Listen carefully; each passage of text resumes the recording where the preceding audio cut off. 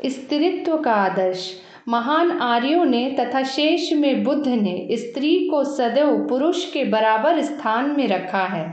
उसके लिए धर्म में लिंग भेद का अस्तित्व न था। वेदों और उपनिषदों में स्त्रियों ने सर्वोच्च सत्यों की शिक्षा दी है और उनको वही श्रद्धा प्राप्त हुई है जैसा कि पुरुषों को। बुद्ध ने धर्म में पुरुषों के समान ही स्त्रियों का भी अधिकार स्वीकार किया था और उनकी अपनी स्त्री ही उनकी प्रथम और प्रधान शिष्या थी। वह बौद्ध भिक्षुणियों की अधिनायिका हुई थी। भारतीय ऋषियों के विवरणों में महिला ऋषियों का भी स्थान है। ईसाई धर्म में सभी पैगंबर हुए हैं, जबकि भारत के धर्म ग्रंथों में महात्मा स्त्रियां एक प्रमुख स्थान रखती हैं। राजा जनक की सभा में याज्ञवल्क्य से किस प्रकार प्रश्न पूछे गए थे? उसकी प्रमुख प्रश्न करने वाली थी वाचक्नवी वाग्मी कन्या ब्रह्मवादिनी। जैसा कि उन दिनों कहा जाता था, वह कहती है, मेरे प्रश्न एक कुशल धनुर्धर के हाथ में 2 चमकदार तीरों के समान है। उसके नारी होने की चर्चा भी नहीं की गई है। और फिर क्या वनों में स्थित हमारे पुरातन विश्वविद्यालयों में लड़कों और लड़कियों की समानता से अधिक पूर्ण कुछ और हो सकता है?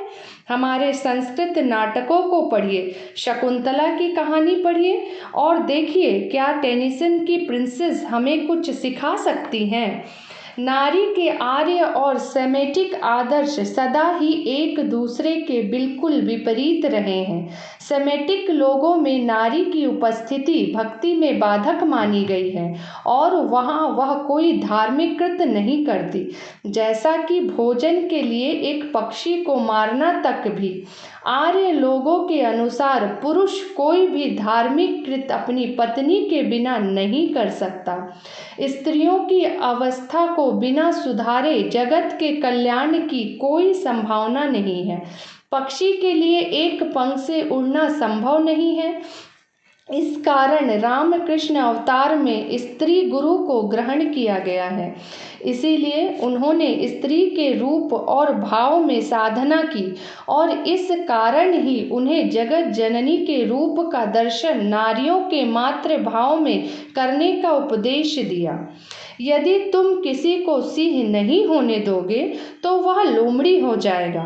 स्त्री एक शक्ति है, किंतु अब इस शक्ति का प्रयोग केवल बुरे विषयों में ही हो रहा है।